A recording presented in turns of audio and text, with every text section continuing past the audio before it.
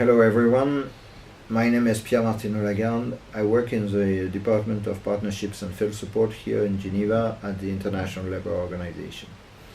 In this position or function, I work with the local governments, and I'm the person in charge of connecting the world of work, the world with whom the ILO is working preferably, with a new challenge is brought to us by the world of cities.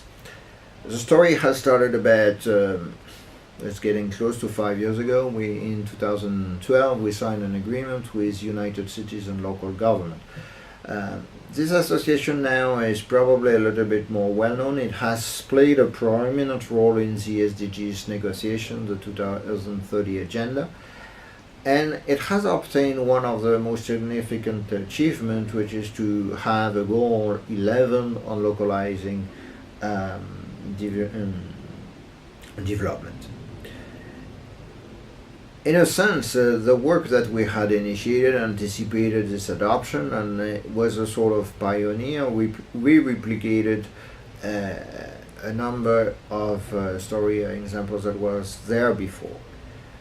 It's not new for the ILO to work with cities, we could say. I mean, if we look at the development cooperation programs, it has been often the case that cities or regional governments were implementing partners in the context of other decent work programs. In this agreement, we focused on local economic development, being understood that local economic development is not just jobs, it's not just economic growth, it's decent work at the local levels. That's what we want and what we intend to put in. And it is very important because it's often the case that the cities or the local governments have a role to play, not only in employment, jobs, but also in vocational training, in social security or measures accompanying social security plans, in the implementation of policy to protect children from labor. So that would be touching basically on the 4 strategic objectives that were connected of the decent work agenda. When we started working, we had to define a new method, and I think the method that was brought to us in particular by partnering with city was to say, well, we know you have a lot of knowledge, you have a lot of skills in the ILO, but let's be careful. I mean, the local governments and the politicians are elected officials. They have received the mandate from their own people, so they don't want to be taught. They don't want people impose a knowledge on them, which would be understood. So but at the same time, we know we have a capacity building challenges, and basically, further along the way, I think UCLG and us with them, we have defined better the strategy. I think we have 3 challenges. One is the awareness of the cities and local government of their potentialities for working in the field of decent work in the context of the SDGs. Most of the take a city, any city, anywhere in the south or in the north, and ask them about the SDGs, about this, the goal 8, the goal 11, or whatever, and you will have a straight answer, no, sir, I'm sorry, I don't know about it. So awareness is a key challenge. The second challenge is what to do together and how to improve the capacity. Because once you have created a demand, I mean, I think it is important. So I think that that promoted within UCLG what they call the learning agenda. And we have been supporting that, and city-to-city cooperation was the method there. What do we do with city-to-city cooperation? I think there is a fallacy in thinking just city-to-city. In other words, it's a network of cities, which is also we'll be looking at.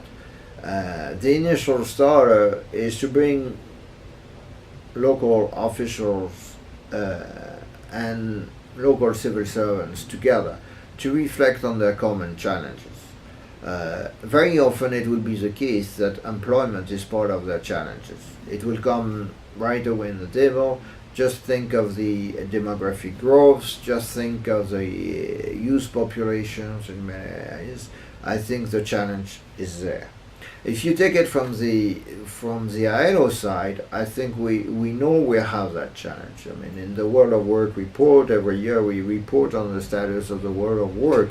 Of course, we can restrict ourselves to just counting the number of people not employed or not formally employed, and we would reach something 181 or 85 million per year overall. But if we add to that the number of people who are not part of the labor market, or for different reasons, either because they don't want it or because they have tried to access it and they are not part of it, that reached a figure of 2 billion.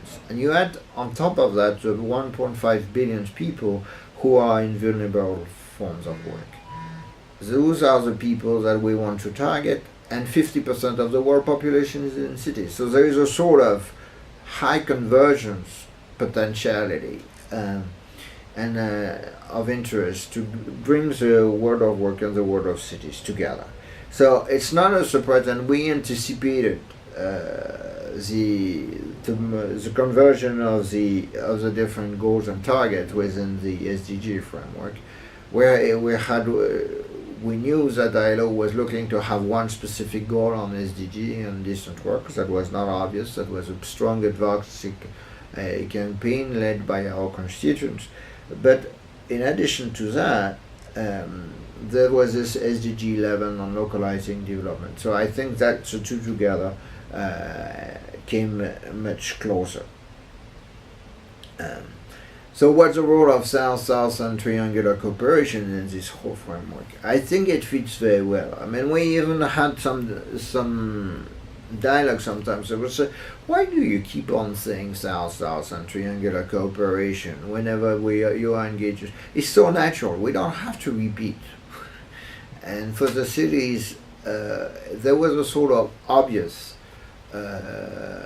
thing that it was clearly a mandate which was there. They wanted affordable solutions. They wanted replicable solutions. So basically, the key words of the Nairobi message that you find in the Declaration of Nairobi on the South-South and triangular cooperation, it's just basic standard knowledge if you reach the world of the city. So there was a sort of natural fit which was there. And the city to city, or the creation of city networks, I think was a sort of immediate outcome of that perspective. Maybe to give you a better picture, it would be worth looking at an example of how this works concretely.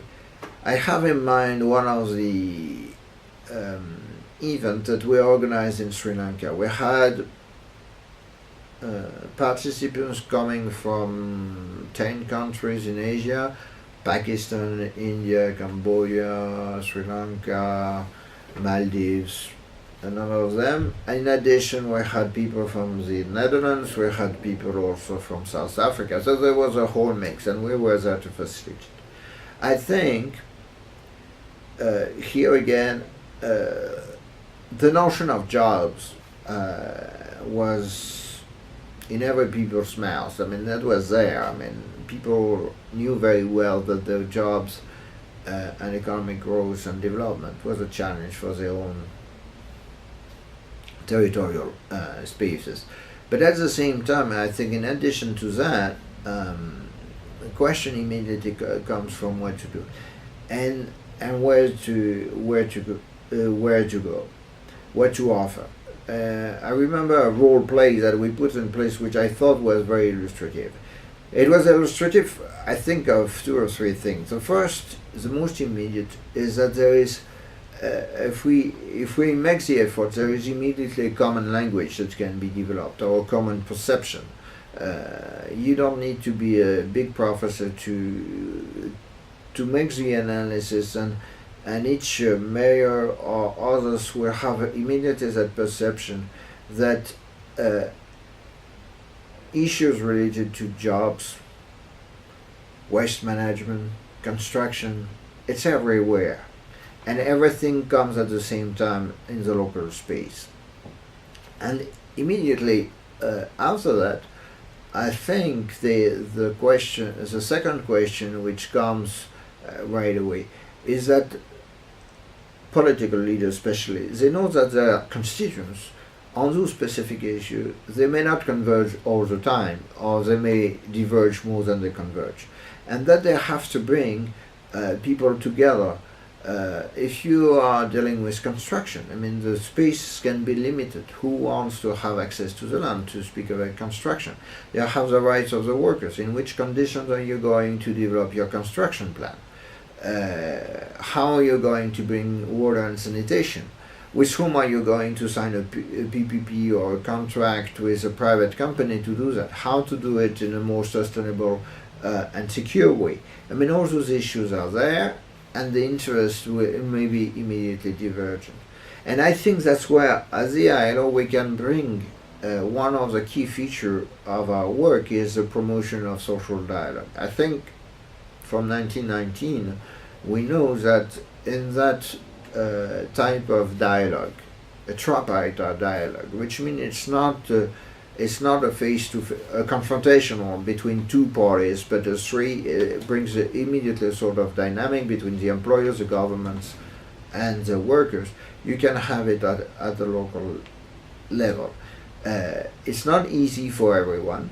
It's not easy for some of the constituents, and in addition, we know very well that the users or the consumers, when it's for good, but if it's for public facility, let's say the users, they want to have also their say. So there is a greater complexity in the need for dialogue. But that's probably where I think we can work better and continue working together. Because if we are to bring the decent work at the local level, I think we have to look at spaces for creating a continuous dialogue between the different parties, and I think the local governments who want to work in a sustainable way, I mean, are very aware and conscious of that. So I see a lot of potential and future to that type of initiatives.